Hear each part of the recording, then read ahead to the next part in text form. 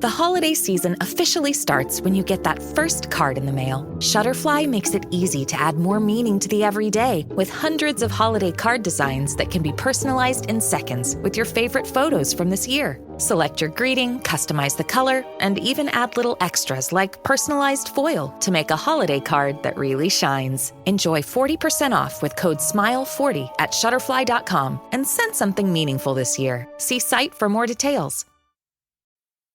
This episode is brought to you by Amazon. The holidays are here, and you know what that means? It's time to get your friends and family the gifts they deserve. Take the stress out of shopping with Amazon's great deals and low prices on a huge range of items from toys to tech and much more. Whoever you're gifting for, Amazon has great prices on everything you need this holiday season. Shop Black Friday week starting November 21st.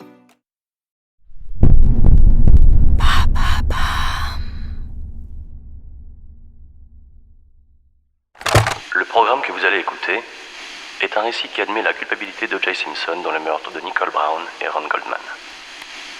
Bien que de nombreuses preuves et témoignages aillent dans ce sens, il convient de rappeler qu'O.J. Simpson a été acquitté par la justice en 1995.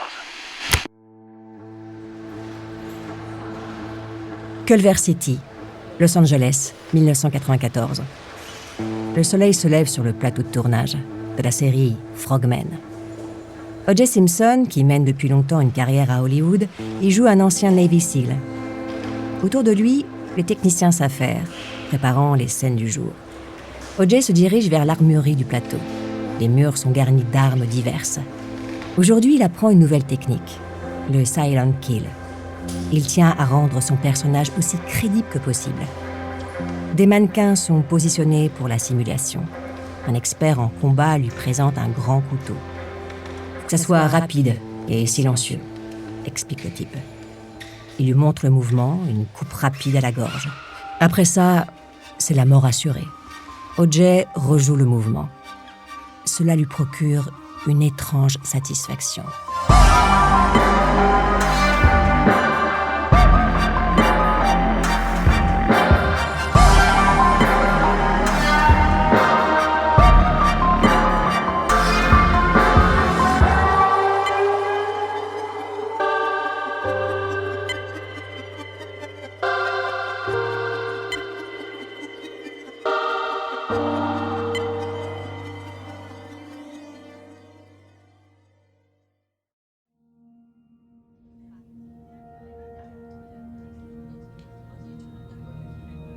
Los Angeles, 8 juin 1994.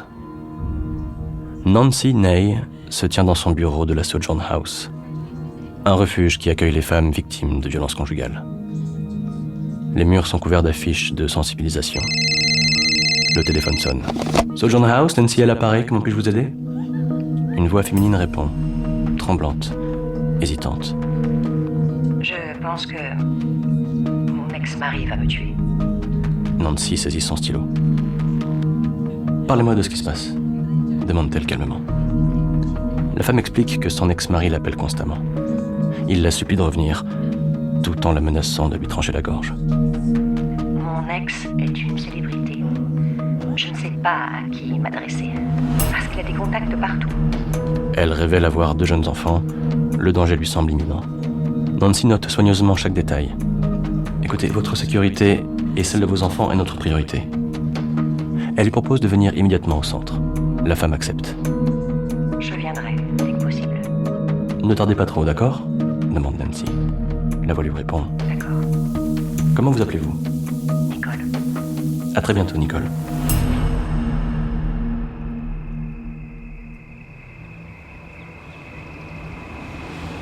« 12 juin 1994. O.J. Simpson se gare devant l'école de danse. C'est le soir du récital de sa fille, Sydney. Il sort de sa voiture, ajuste sa veste. Les parents et les enfants entrent. O.J. les suit, s'assoit au fond de la salle, isolé. Il regarde sa fille sur scène. Mais ce qui l'intéresse, c'est plutôt de voir avec qui Nicole est venue. Il y a sa belle-mère, une amie. Il essaie de voir si elle n'a pas ramené un mec. Mais non. Heureusement, se dit-il. Le récital se termine, les applaudissements retentissent. Nicole et sa mère approchent d'O.J., un peu gênés. Tu veux dîner avec nous ? propose Nicole. On va tous au Mezzaluna. Non, merci, répond-il sèchement. J'ai d'autres plans. Il quitte l'école rapidement, évitant les autres parents. Sa voiture démarre. O.J. retrouve un de ses potes, l'acteur Kato Kaelin. Il roule vers le Burger King le plus proche. O.J. commande un burger, mange dans sa voiture, discutant avec Kaelin de la soirée. Plus tard, les deux amis se séparent. O.J. rentre chez lui. Son téléphone sonne. C'est un autre pote. O.J., tu sais ce qu'on dit ? Il paraît que ton ex se tape encore un nouveau mec. Quelqu'un aurait vu le mec en train de conduire la Ferrari de Nicole. Quoi ? La nouvelle frappe O.J. comme un coup de poing. Il repense à la Ferrari blanche de Nicole, un cadeau qu'il lui avait fait. Et maintenant, il y a un autre type qui en profite. La colère continue de monter en lui. Enfin, c'est sûrement des ragots, O.J. Faut pas tout prendre au pied de la lettre. O.J. raccroche. Il retourne dans sa voiture. Il regarde le couteau qu'il garde toujours dans sa boîte à gants, juste au cas où. Il va aller vérifier par lui-même chez Nicole. S'il y a un mec, ou si c'est des mensonges. Il démarre la voiture, l'esprit embrumé par la rage. Sur la route, la lumière des lampadaires semble prendre une teinte rougeâtre. Le visage d'O.J. Simpson émerge de la nuit comme une silhouette inquiétante. Il n'a pas bu, ni pris de drogue. Il sent qu'il n'est pas tout à fait la même personne. La haine s'est accumulée en lui jusqu'à l'empêcher presque de respirer. Il se répète en boucle « J'ai été trop gentil, j'ai été trop gentil ». Il arrive au 875 South Bundy Drive, chez Nicole. Le quartier est silencieux et gare sa voiture, s'approche de la porte d'entrée. Il y a des voix à l'intérieur. Il reconnaît celle de Nicole. Son cœur bat de plus en plus fort. Il ouvre brutalement la porte d'entrée, monte directement à l'étage, va voir dans la chambre à coucher. Personne. Mais dans la salle de bain, il y a une lumière tamisée, des bougies parfumées. Voilà. Il est arrivé juste avant qu'il se mette à baiser. Ça s'appelle du flagrant délit. Il entend des cris en bas des escaliers. C'est Nicole qui lui demande de partir. « Les enfants sont couchés !» Elle est là, en bas, dans le salon, avec un mec. Un type qu'il n'a jamais vu, une sorte de bellâtre de 20 ou 30 ans. Le gars dit qu'il s'appelle Ron Goldman et qu'il est serveur au Mezzaluna, le resto d'où vient Nicole. Ah, voilà. Elle est prête à se taper le premier serveur qui passe. Ron affirme qu'il ne sort pas avec Nicole. Il vient juste ramener les lunettes de soleil que la belle-mère a oubliées au resto. C'est juste une paire de lunettes, O.J. Arrête de voir le mal partout, explique Nicole. Regardez, monsieur Simpson, lui dit Ron en lui tendant une enveloppe. Tenez, regardez, vous verrez. Le type attrape la main de O.J. C'est comme une agression. O.J. sort son couteau. Nicole pousse un cri. O.J., non! Il se jette sur Goldman. Il trébuche sur les marches du jardin. O.J. poignarde le type une fois, puis 2 fois, puis 3, puis... Il ne compte plus. Goldman s'effondre dans un buisson. Du sang chaud gicle sur le visage d'O.J. Il en a plein les yeux. Il ne voit plus que du rouge. Nicole hurle, tétanisée. Elle est recroquevillée au sol. Elle braille si fort, c'est insupportable. O.J. la frappe. Elle crie de plus belle. Il s'assoit sur elle, la plaque le ventre contre le sol. Puis il lui tire ses cheveux de toutes ses forces, place le couteau sous son cou, et d'un coup sec et puissant, il tranche. Un flot de sang envahit ses mains. Le cri de Nicole s'efface dans un souffle d'air chaud. Il continue à l'égorger, si violemment que la tête manque de se détacher. Il s'arrête un instant. Le corps retombe dans une position effrayante. Il s'essuie le visage avec sa manche, se relève. Il y a du sang partout. Les 2 corps gisent dans le jardin. Le chien de Nicole, un petit Akita, commence à aboyer frénétiquement. O.J. se tient là, hagard. Il réalise. À l'étage, les 2 enfants qu'il a eus avec Nicole dorment paisiblement. Avant de continuer cet épisode, une petite pause pour donner la parole à notre partenaire, sans qui ce podcast ne pourrait exister. Ne partez pas, on se retrouve tout de suite après. This episode is brought to you by Peacock and the new original docuseries, Making Manson. In 1969, Charles Manson and his followers committed 7 brutal murders in Los Angeles that would make him infamous. Now, with access to over 100 hours of phone recordings between an incarcerated Manson and his closest confidant, a new story will unfold with shocking revelations from the man himself. Making Manson is streaming now, only on Peacock. Au milieu de la nuit, un message urgent est communiqué à toutes les unités de police de l'ouest de Los Angeles. Un passant aurait rapporté un double meurtre dans le jardin d'une maison. Les officiers répondent immédiatement et se rendent au 875 South Bundy Drive. Les policiers retrouvent l'homme qui a appelé la police. C'est un voisin qui promenait son chien. Il raconte aux officiers qu'il vit à quelques rues de chez Nicole Brown. Tard dans la nuit, il est tombé sur le chien de Nicole, aboyant dans la rue. Ses pattes étaient couvertes de sang. Le promeneur a tenté de ramener l'animal chez lui. C'est là qu'il a découvert la scène de crime. À leur tour, les officiers avancent vers l'entrée de la maison. Ils n'ont jamais vu une scène d'une telle violence. Une mare de sang entoure la maison. 2 corps gisent devant l'entrée. Les agents sécurisent la zone. O.J. Simpson est à bord d'un vol de nuit direction Chicago, où il est censé jouer au golf avec les managers de Hertz, avec qui il a un contrat publicitaire. C'est un déplacement prévu de longue date. S'il avait annulé, cela aurait eu l'air louche. Son regard est perdu dans le vide. Il tente de se calmer. Il craint d'avoir l'air bizarre. Il a peur que des passagers ne remarquent quelque chose. La soirée revient en flash violent dans sa tête. Le meurtre si brutal. Il revoit chaque mouvement, chaque coup. Le sang, les cris, la terreur dans les yeux de Nicole. Le sang encore partout. Puis il revoit son retour précipité chez lui, les vêtements qu'il a changés en vitesse. Il repense au chauffeur qui l'a attendu très longtemps. Il faut espérer que le type n'a rien vu. Maintenant, O.J. réfléchit à la prochaine étape. Quand les policiers l'appelleront à Chicago, il devra jouer l'homme meurtri et surpris. Il espère juste que les enfants ne verront rien, qu'ils n'auront pas eux aussi l'image du cadavre de Nicole à jamais gravée dans leur tête.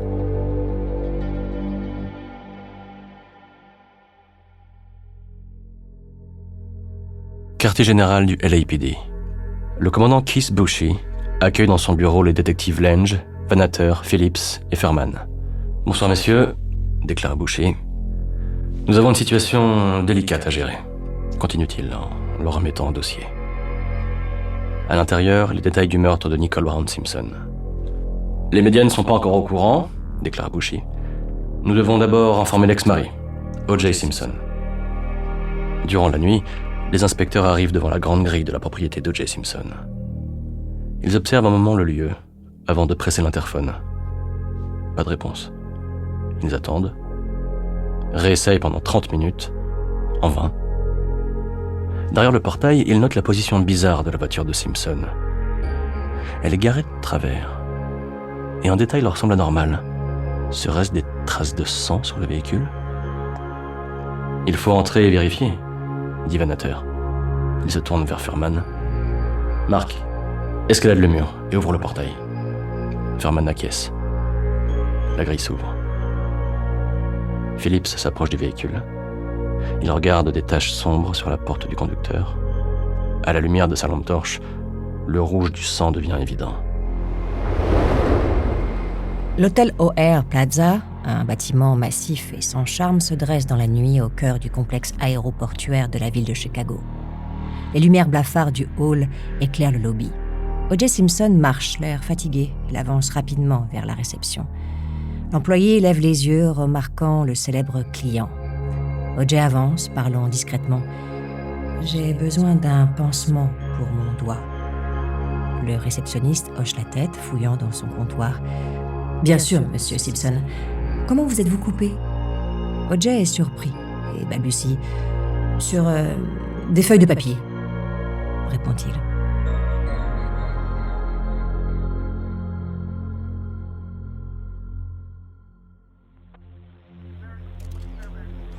Vers 5h du matin, le 12 juin 1994, les officiers du LAPD progressent dans la résidence de O.J. Simpson.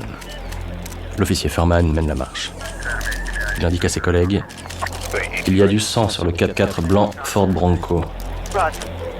Un gant en cuir noir est également retrouvé à côté du véhicule. Un officier tient le gant avec des pinces. Il le met sous un sac en plastique scellé. Il est identique au gant retrouvé chez la victime, Nicole Brown Simpson, annonce l'officier. Un officier tient le gant avec des pinces. Il le met dans un sac en plastique, sous scellé. Il est identique au gant retrouvé chez la victime, Nicole Brown Simpson, annonce l'officier. Le matin du 13 juin, O.J. Simpson est debout près de la fenêtre de sa chambre d'hôtel. Il n'a pas dormi de la nuit. Son téléphone sonne brusquement. Il décroche. O.J. Simpson à l'appareil. De l'autre côté, le détective Ron Phillips se présente avec gravité. O.J., c'est le LAPD. Je dois vous informer... J'ai une très bonne nouvelle. O.J. n'ose encore rien dire. Nicole a été assassinée. Annonce Phillips. O.J. ferme brièvement les yeux. Il rejoue la scène qu'il a répétée toute la nuit. « Oh, mon Dieu !» murmure-t-il, laissant transparaître une tristesse de façade. Puis il fait une petite pause. Est-ce qu'il a été convaincant ? Il trouve que oui. Phillips n'est pas du tout convaincu. Les phrases de la star sonnent faux. Il note également l'absence de questions d'O.J. O.J., êtes-vous au courant des circonstances de sa mort ? Non. Que s'est-il passé ? Simpson semble de plus en plus jouer la comédie. Il semble qu'elle a été victime d'une attaque violente chez elle, explique l'agent, prudemment. Simpson fait à nouveau une pause, puis répond « Je prends le premier avion pour Los Angeles. » Pour O.J., c'est aussi une façon d'écourter la conversation. Mais juste avant de raccrocher, il pose une dernière question. Et les enfants, ont-ils vu quelque chose ? Non, rien. Nous les avons récupérés. Ils vous attendront au commissariat.